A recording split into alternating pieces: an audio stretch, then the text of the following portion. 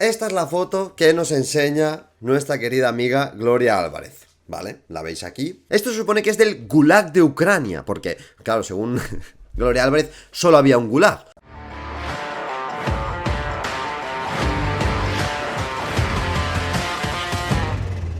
Hola a todos y bienvenidos a Formación Comunista. Yo soy Pau Botella y hoy vuelve Gloria Álvarez. Hola chicos, como podéis ver, ya estoy subiendo vídeos con más asiduidad al canal. Mi intención es recuperar un poco el ritmo que teníamos antes, además de incentivar nuevos formatos. Hace nada en mis redes sociales puse que me gustaría tener debates con suscriptores o con gente que nos siga de diferentes ideologías y sobre temas en concreto. Y es un formato que me gustaría hacer al menos una vez al mes. Creo que mola porque incentiva que la gente también se atreva a defender sus ideas más allá de escribir en un teclado o de que venga gente que ya debate y que le gustaría estar aquí. Quiero abrir un poco el canal a que sirva también para tratar distintas ideologías con alguien que las defienda, ya que mucha gente viene a los comentarios de estos vídeos a decir que su ideología está siendo mancillada, aunque bueno, seguro que después traigo cualquiera y me dirán que no es un legítimo defensor de su ideología, así que les invito a venir a ellos. Este formato espero que os guste. Si queréis participar o tenéis en mente gente que esté dispuesta y quiera venir, podéis escribirme en redes sociales, que os las dejo por aquí, o dejarlo en los comentarios, que los leo todos, y seguro que sacamos algo de provecho. Otra noticia que tengo que dar es que la semana que viene, el martes, estaré debatiendo con Chocobollo en su canal de Twitch, si no me equivoco, sobre comunismo y liberalismo, pero lo trataremos yendo a unos bloques. Yo creo que os van a interesar muchos, diferentes, que no se suelen tocar en estos debates, que yo creo que son de gran interés, ya que Chocobollo ha querido hacer un debate, digamos, que vaya más allá de lo típico. Creo que va a estar muy bien. Chocobollo es un crack y invitó a un comunista a debatir con él y le dijimos que cómo no nos había invitado a nosotros, así que esta es nuestra oportunidad, así que nos vemos allí el martes. Sin más dilación, cómo no, volvemos con Gloria Álvarez, esa liberal barra persona que no sé muy bien qué ideología tiene, pero que no sabe mucho de comunismo, que intentó desmontar el socialismo en un vídeo que se llama ¿Por qué los millennials son socialistas? Si no me equivoco. Sí, efectivamente se llama así. Y que bueno, ya tenemos una serie en el canal dedicada a esta señora. Viene mucha gente, porque esto es lo típico que dicen los youtubers, pero es verdad, viene mucha gente a pedirme que siga haciendo la contestación. Creo que está bien y es divertido y podemos tratar muchos de los mitos del comunismo, que es de lo que me he estado centrando últimamente en el canal. Así que vamos a reaccionar. Yo creo que este será ya el último vídeo que le dedique a esta señora, porque no da más de sí. Es todo el rato lo mismo, pero si veo que el vídeo está muy apoyado, tiene muchos likes, etcétera, sacaré la última parte ya definitiva, el cuarto round. ¿De acuerdo? Así que os dejo por aquí los vídeos en el que respondemos a Gloria Álvarez. Esta es la tercera parte. Vamos a ello. No hace falta ver las partes anteriores para ver este vídeo, o sea, no es tan profundo, ni hay un desarrollo increíble por parte de Gloria Álvarez. Esto puede valer como el primer vídeo. Estas tres personas entonces ponen los primeros 10 pasos de Carlos Marx en marcha y llegaron a la fase 2, llegaron a este gran almacén.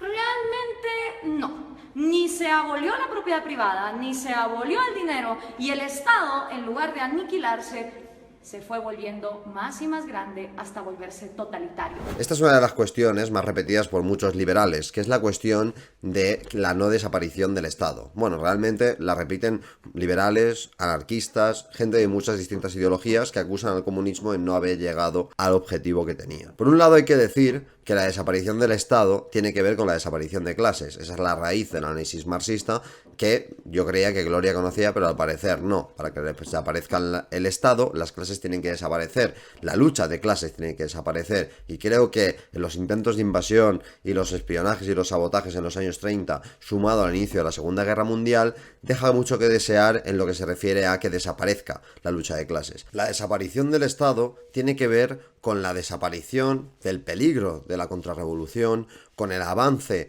económico del país que permite a las nuevas generaciones realizar de manera efectiva esa revolución cultural, esa transformación social que permite dejar atrás tantas concepciones ancladas al pasado propias del capitalismo que aún nos intentan meter y que hoy en día no paran de ponerse en cuestionamiento, y el capitalismo intenta justificarlas con nuevas olas ideológicas y nuevas teorías que nada tienen que ver con la realidad. La desaparición del Estado implica un avance del socialismo y un triunfo prácticamente a nivel mundial que no nos lleva al escenario escenario que vivió el campo socialista el siglo pasado, en el que la burguesía de todos los países, sobre todo las grandes potencias imperialistas, hicieron un esfuerzo multimillonario, militar, político, para hacer desaparecer el comunismo de la faz de la tierra, y aún así no lo han conseguido. La desaparición del Estado, o mejor dicho, la extinción paulatina del Estado, tiene que ver con esto. A mí me hace gracia que se analice de esta manera este fenómeno, teniendo en cuenta que en la Unión Soviética incluso se llegó a creer que el Estado iba a desaparecer por cómo se desarrollaban las cosas en el país y cómo esa población estaba conectada de manera indisoluble con la vida política, social, económica del país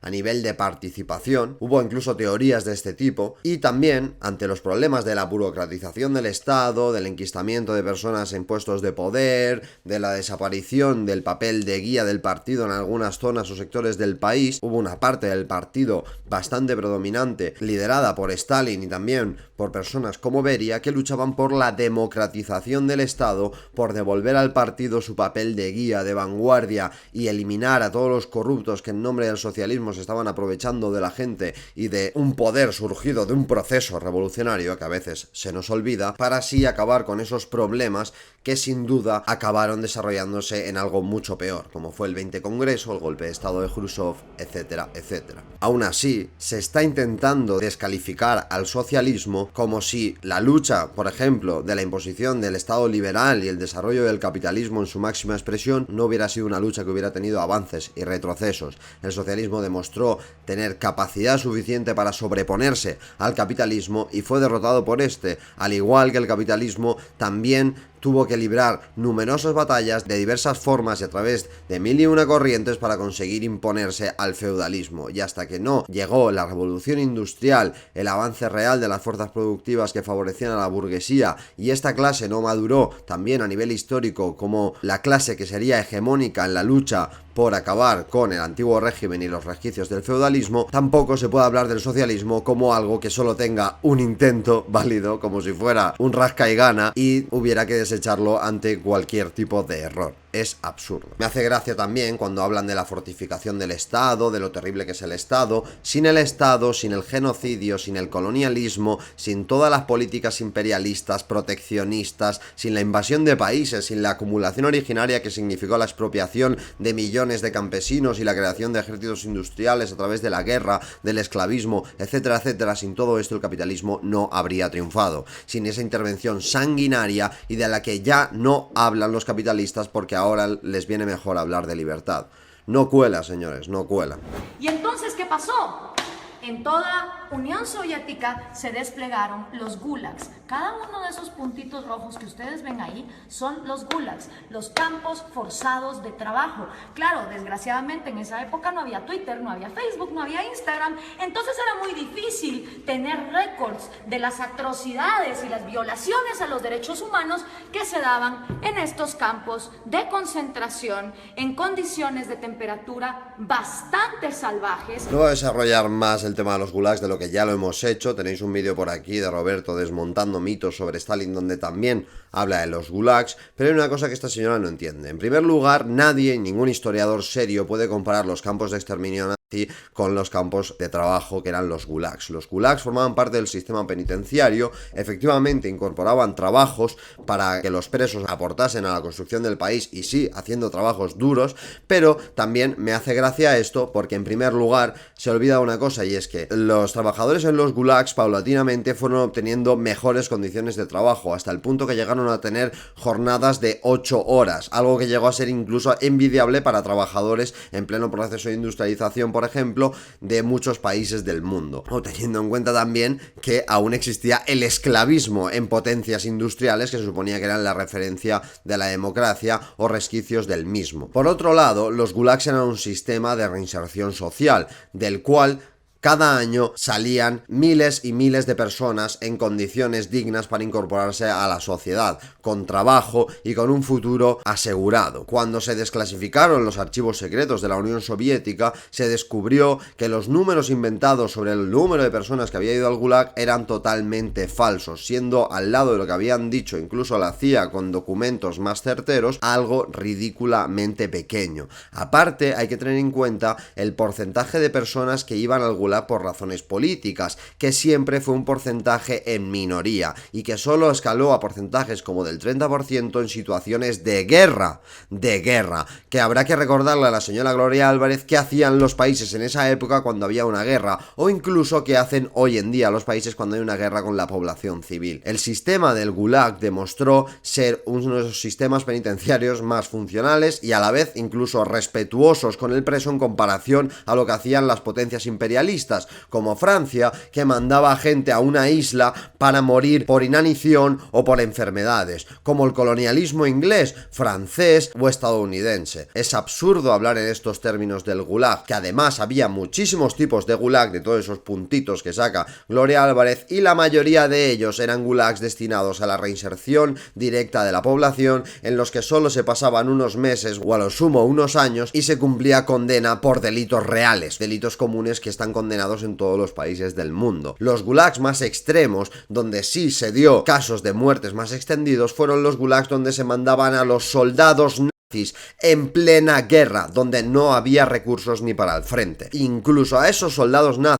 a los que sobrevivieron, se les llevó de vuelta a casa, que ni ellos mismos se lo creían. Así que antes de hablar del Gulag basándose en fotos cutres y mapas con puntitos rojos, habrá que informarse de cómo era el sistema de represión en otros países del mundo. Y habrá que responder a una pregunta muy sencilla: ¿por qué sabemos más del sistema penitenciario ruso en aquella época que del sistema penitenciario en cualquier país del mundo, de los países hegemónicos hoy en día? ¿Cómo era Inglaterra? ¿Cómo eran los Estados Unidos? Que hoy en día los Estados Unidos es uno de los países con más población, bueno, es el país con más población penitenciaria del mundo. Un país en el que se segregaba, hasta mediados del siglo pasado, se segregaba a la gente por el color de piel que tenían. ¿De qué me está hablando esta señora? Y teniendo a la gente hasta lo último en el punto de inanición. ¿Cuántos murieron por inanición? Y para darles un ejemplo concreto, aquí hay una foto del Gulag de Ucrania. Bien. Hemos llegado al momento más épico del vídeo y esto quiero, por favor, tambores. Esta es la foto que nos enseña nuestra querida amiga Gloria Álvarez, ¿vale? La veis aquí. Esto se supone, ¿vale? Se supone que son... es que ya solo con ver la foto algo huele raro, sobre todo teniendo en cuenta las características fisionómicas de los presos, ¿vale? Dios mío, es que no puede ser que esté viviendo este momento. Esto se supone que es del Gulag de Ucrania, porque, claro, según Gloria Álvarez, solo había un Gulag.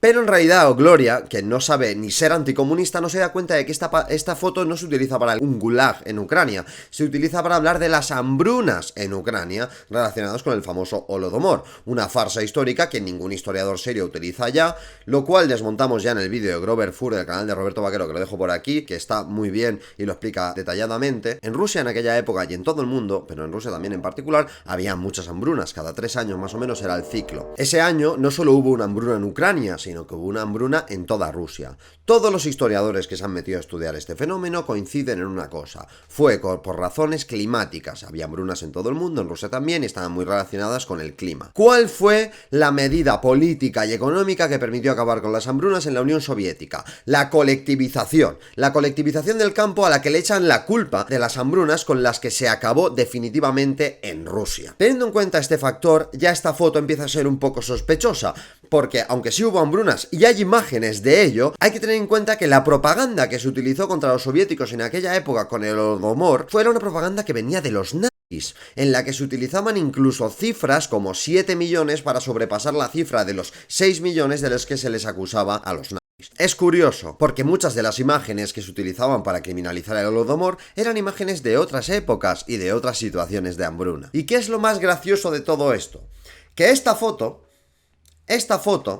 es que lo he buscado en 5 minutos. He parado el vídeo, me he metido en Google, he buscado la imagen. Esta foto es de la hambruna provocada en Madrás por el imperialismo británico entre los años 1876 y 1879. Es una imagen que refleja los efectos del capitalismo extendiéndose. Es una imagen que refleja la decadencia del capitalismo y de su discurso absurdo de la libertad contra el comunismo.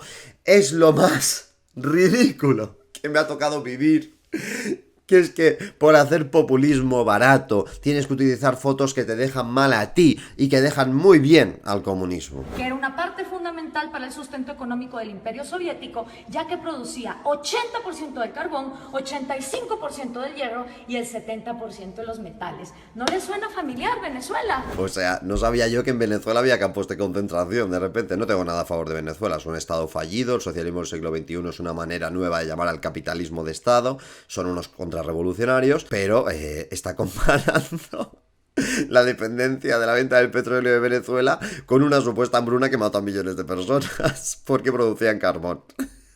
En un gulag del que ni siquiera sabe de qué gulag está hablando, lo está confundiendo con el Holodomor y está utilizando fotos del colonialismo británico. Después de la Unión Soviética, y que, ojo, nunca se llegó a la fase 2 de comunismo, podemos decir entonces que lo único que hubo en Rusia fue socialismo. Muy bien, Gloria. El siguiente sanguinario que quiso poner a prueba el comunismo fue Mao Zedong en China. Mao Zedong no llegó ni a la fase 1, Gloria.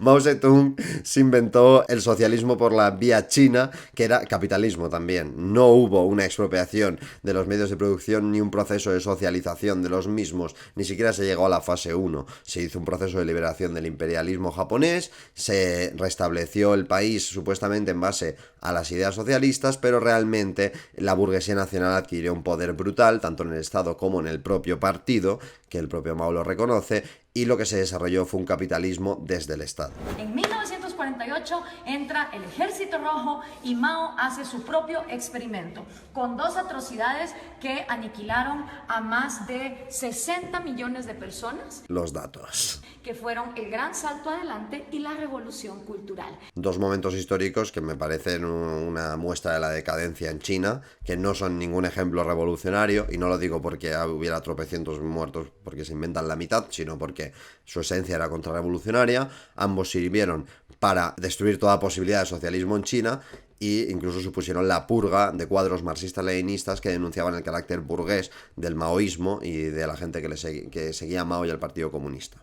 Que básicamente era una manera de implementar los 10 pasos del Manifiesto Comunista y que llevaron al peor genocidio que la humanidad jamás ha visto. Pero ¿por qué no habla de colonialismo? Es que me da rabia. O sea, el colonialismo estadounidense ha matado a más gente que el genocidio que perpetuó Hitler. ¿Por qué no hablas de los Estados Unidos? A mí China no me gusta, pero sé que te lo estás inventando. O sea, tampoco me hace falta mucho porque, Gloria, hay que leer un poco más allá de lo que te sale en Wikipedia. Pero claro, teniendo en cuenta que coges imágenes del colonialismo británico para decir que son rusas, ya que espero de ti. Y por supuesto, esta idea se trae a casa. Y los primeros en traer la casa en su propia versión de Trotsky, Stalin y Lenin son el Che Guevara, Fidel Castro y Camilo Cienfuegos. En Cuba tampoco hubo un proceso de socialización de los medios de producción. Ojalá lo hubiera habido. Pero en Cuba se utilizó el comunismo como una bandera para buscar el apoyo externo de la Unión Soviética, ya revisionista, ya social imperialista. Establecieron unas relaciones de dependencia con ellos, no industrializaron el país. El campo no se colectivizó, sino que se permitió el desarrollo de la propiedad privada y con el tiempo acabaron siendo un país que dependía del turismo y de lo que les decían las potencias extranjeras. Acabó siendo un país en el que la propiedad privada floreció y cada vez se impone más. Nunca ha habido socialismo en Cuba. Fue un proceso a estudiar, un proceso con muchas cosas positivas en la lucha contra el imperialismo y muchos otros factores que sorprendieron al mundo entero, pero no buscaban implantar el socialismo a nivel objetivo. O sea, no es porque me caigan peor o mejor, es que a nivel objetivo nunca se intentó hacer eso y por eso no han requerido siquiera tener ni un golpe de estado, un intento de interno para reimponer el capitalismo, porque ya está ahí, ya hay una casta del Partido Comunista de Cuba que vive a cuerpo de rey gracias a sus relaciones internacionales, hay empresas mixtas, privadas, chinas y rusas produciendo en el país y son un chiringuito para el capital financiero internacional. O sea, no mientas, Gloria. Cosa interesante, Camilo Cienfuegos y Trotsky, siendo los intelectuales más moderados de este movimiento. Hombre, Trotsky moderado tampoco era, Trotsky hablaba del terror rojo, mandó asesinar a mucha gente durante la revolución. No lo digo en plan, oh, qué terrible, es una revolución, pero desechaba la idea de hacer un gobierno obrero en colaboración con el campesinado porque consideraba al campesinado reaccionario y prefería gobernar en minoría que representar a esos campesinos y los criminalizaba. Intentó hacer sabotajes y asesinatos en la Unión Soviética, sus seguidores asesinaron a líderes políticos y sabotearon la producción del país. Hombre, yo no sé qué conocimiento tiene de Trotsky, a mí me repugna Trotsky, me parece uno de los agentes del imperialismo más claros que ha habido en la historia, pero decir que era más moderado no sé de dónde se lo saca. Que le preguntan a los anarquistas por Trotsky. Fueron asesinados, este por Stalin y Camilo por Fidel Castro. Hasta en eso se parecen estos modelos, donde tenemos sanguinarios que traicionan a sus propios amigos. El socialismo es muy malo porque se asesina a líderes políticos, no sé, líderes políticos que promueven en plena guerra mundial que la población se levante en contra del Estado y que hace una labor a favor del invasor. Típico líder amigo, ¿no? ¿Cuántos asesinatos políticos ha tenido el capitalismo? ¿Cuántos golpes de Estado? ¿Cuántas guerras? ¿Qué es la guerra de Ucrania? ¿Qué fue la guerra en Siria? ¿La guerra en Libia? ¿No te parece suficiente eso para entender de que estamos hablando de política real? ¿De que no estamos hablando del mundo imaginario? ¿Quién ha asesinado a más líderes políticos y a amigos del poder? ¿El capitalismo o el socialismo? Y no es una cuestión de quién más, sino de que si nos vamos a medir en este infantilismo absurdo de no conocer ni la historia ni la política, entonces nos tendremos que bajar al barro también, ¿no? ¿A qué está jugando? Ahora veamos la línea. Entra Fidel Castro a Cuba y obviamente Fidel Castro sigue influyendo en la región. Aquí lo tenemos con Evo Morales y con Hugo Chávez. Dios, el trío Calavera de no llegó al socialismo ni de coña. El trío Calavera de esto es socialismo pero con la burguesía. El trío Calavera de sí, es nuestro socialismo de otra manera, dependiendo de potencias extranjeras y no planteando ningún proceso revolucionario contra la burguesía. Ese es el socialismo. Que traen el refrito, el socialismo del siglo XXI.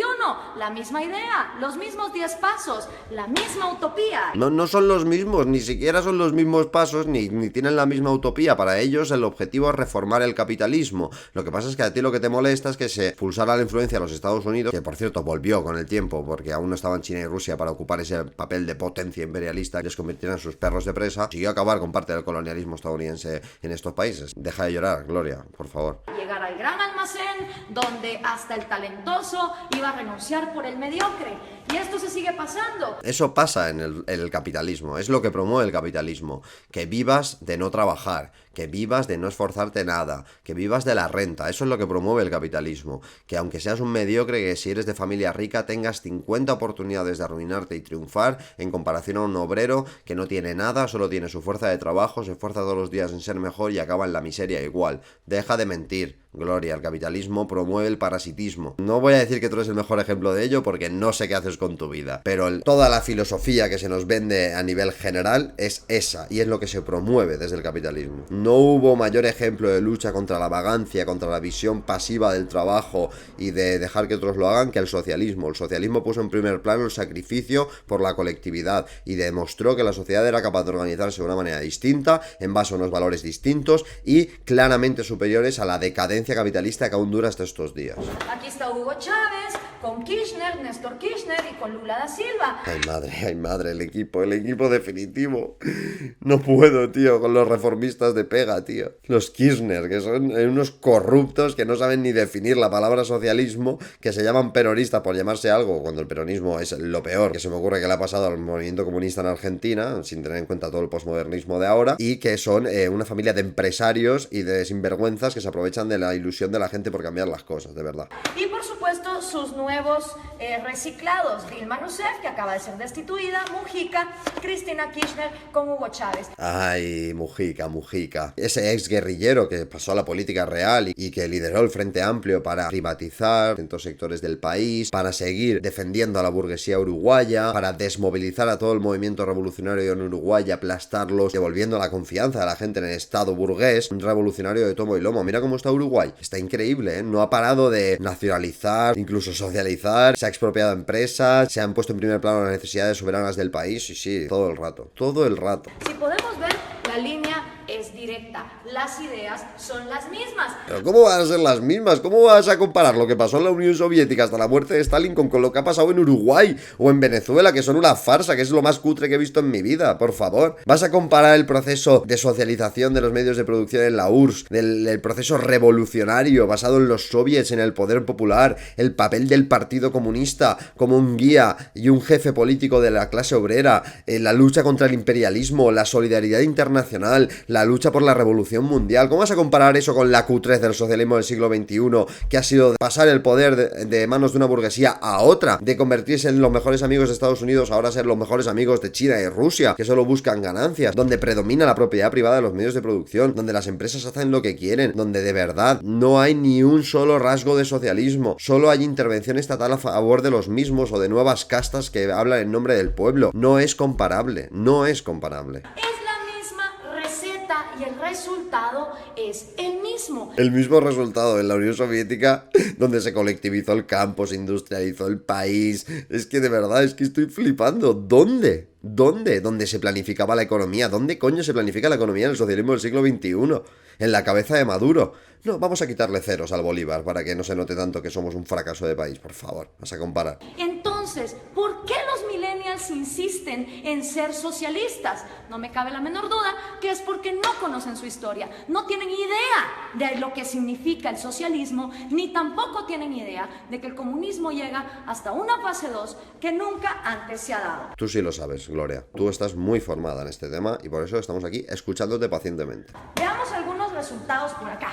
Tenemos la cantidad de muertos que el comunismo ha producido. En la Unión Soviética, 20 millones. Joder, ¿cómo que 20 millones? 20 millones, ¿de dónde sacas eso? ¿De dónde sacas eso? Si en los archivos no se llega ni a 2 millones en las muertes en el Gulag durante toda la Unión Soviética. O sea, de verdad, ¿de dónde sacas eso? Pero si en los archivos de la Unión Soviética, que son los archivos administrativos de llega esta gente, de muere esta gente, o sea, está 10 veces menos de lo que estás diciendo. Pero es que lo peor es que seguro que están metiendo datos como los muertos en la Segunda Guerra Mundial y cosas así, que es penoso, Gloria, que no hay ningún historiador que te compre esto, solo gente abducida y que sus fuentes son lo que dijo un tío. O sea, esto está demostrado por Grover Furth. Tu libro Stalin, Esperando la Verdad, habla del paradigma anticomunista, de cómo si coges las fuentes de Robert Conquest, de Kotkin, de toda la gente que se dedica a criminalizar al comunismo en nombre de la historiografía, ves que solo te llevan a gente que dijo una vez no sé qué. Sin embargo, en sus trabajos puedes ir a los archivos originales de los soviéticos o archivos que demuestran los hechos si existieron o no. Por favor, un poco de rigor. ¿Cómo que 20 millones? En China, 65 millones. En Vietnam, 1 millón. En Corea del Norte se calcula, porque obviamente no se sabe, 2 millones. Ahora mismo no se saben, el resto sí. Vale, vamos a empezar a contar muertos del colonialismo británico, del colonialismo estadounidense o del colonialismo ruso, por ejemplo. O vamos a hablar de las muertes por inanición, de las muertes por enfermedades curables, de genocidios perpetrados por las grandes potencias, de las guerras. ¿Quieres que te haga la lista yo? Vas a flipar, Gloria. Te vas a volver una anarquista hippie de no quiero saber nada del mundo. O sea, es penoso esto. Está tirando un libro que no nos dice ni el título, porque ¿para qué? Si han metido una imagen del colonialismo británico como ejemplo del Holodomor, imagínate esto. En África 1.7, en Afganistán 1.5 para llegar a 94.3 millones según los datos estadísticos de los mismos gobiernos. ¿Qué? Es mentira eso se lo ha inventado, joder. Eso es mentira. ¿Cómo que de los mismos gobiernos? ¿Tú crees que el Partido Comunista de China va a decir eso? Incluso ahora en Rusia, que tienen los documentos, no dicen eso, o sea. ¿Y quiénes han intentado el proyecto comunista? Nada más y nada menos que la mitad del territorio del mundo. Bueno, esto ya es con pinzas, no sé qué consideras comunista. Si quieres decir campo socialista, a lo mejor te lo compro. Si quieres decir, y ya en la época revisionista ya ni te cuento, pero es que la mayoría eran países capitalistas, quitando la Unión Soviética y países en proceso de, como Albania u otros. No era medio mundo. Entre los países que han intentado el proyecto comunista están la Unión Soviética, Ucrania, Bielorrusia, Azerbaiyán, Georgia. My name is Giovanni Giorgio, but everybody calls me Giorgio. Aquí hay una foto del Gulag de Ucrania. ¿Cómo que Georgia? ¿Georgia? ¿Qué dices? Está también Hungría, Checoslovaquia, Rumania, Yugoslavia, Albania, Bulgaria, Corea del Norte, Cuba, Camboya, Etiopía, Angola, Mozambique, Inglaterra, y Somalia, y Japón, y Alaska, y la Antártida, y Atlantis también, la ciudad sumergida también. Nicaragua, Afganistán y por supuesto Venezuela, si tomamos en cuenta lo que se ha llevado a cabo. Lo peor es que había más países, o sea, que esta lista le hubiera venido bien, porque hay gente que dice que iba a construir el socialismo, había mucha más. Se le ha olvidado un poco África, Muy mal, Africanofobia aquí no, Gloria. Encima en África tienes muchas fotos que puedes utilizar para decir que es culpa nuestra también. ¿Cuáles son tus probabilidades de toparte con el comunismo? Son increíbles. Te vas por la calle, ¡Dios! ¡Comunismo! ¡No! Imagínate que vos podés tener antepasados de Hungría o antepasados de Cuba y vivir en Guatemala y te vas a haber topado con el comunismo. ¿Qué?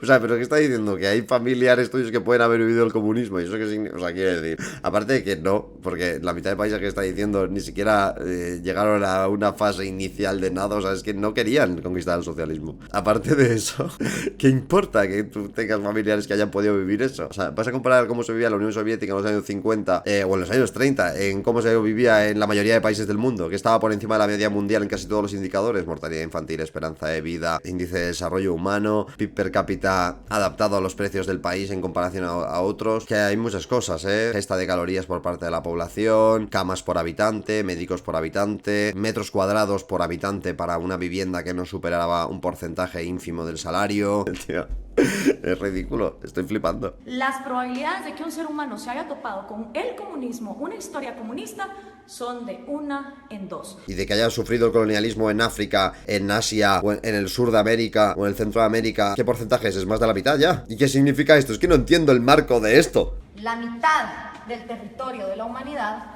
ha intentado este experimento y el resultado no ha sido esa fase 2, no ha sido esa panacea de ese hombre iluminado, ese hombre que deja de pensar en sí mismo para solo pensar en los demás. Nadie dice eso, nadie dice eso, nadie lo dice. Y esa fase solo se consigue, obviamente, si se abolen las relaciones sociales de producción capitalista, si desaparece la lucha de clases. El resultado ha sido lo que George Orwell nos describió hace tanto tiempo en La rebelión en la granja. No, la rebelión en la granja, no. Joder, esto es muy duro. Bueno, que sí, el resultado fue que el socialismo sobrepasó al capitalismo y en 20 años hizo lo que el capitalismo en 2 siglos. El resultado fue que se demostró que la población podía vivir bien a la vez que se desarrollaba el país. El resultado fue que se solventaron problemas nacionales. El problema de la diferencia entre los sexos, entre mujer y hombre. Se solventó el problema de la diferencia entre el campo y la ciudad, entre la división entre el trabajo manual e intelectual. Se solventó los problemas de las hambrunas. Se solventó el problema del analfabetismo, de la mortalidad infantil, del trabajo infantil, de la participación política de la población que ni siquiera tenía una participación justa. ¿De qué estás hablando, Gloria? Lo sé, diréis, joder, Pau, no has parado de hablar y no has puesto casi vídeo. No puedo seguir. Llevo casi 40 minutos, creo. Si queréis que haga otro vídeo de esto, apoyadlo, dejadlo en los comentarios. Cuanto más comentarios, más me gustas y más visualizaciones tenga el vídeo, más se recomendará y servirá para que el vídeo vaya bien. Yo estoy flipando, necesito un descanso y si de verdad os gusta, sacaré la última parte. Dentro de nada haremos el debate que os he prometido y haremos más vídeos, que tengo muchas ganas. Muchas gracias a todos por apoyarnos. Sois la razón por la que sigo aquí, en la comunidad tan buena que tengo y que me presiona para seguir haciendo vídeos. Quiero que este canal vaya mejor. Si queréis que reaccione a más vídeos, pasádmelos, por favor. Y como digo siempre, nos vemos la próxima semana. Un abrazo a todos.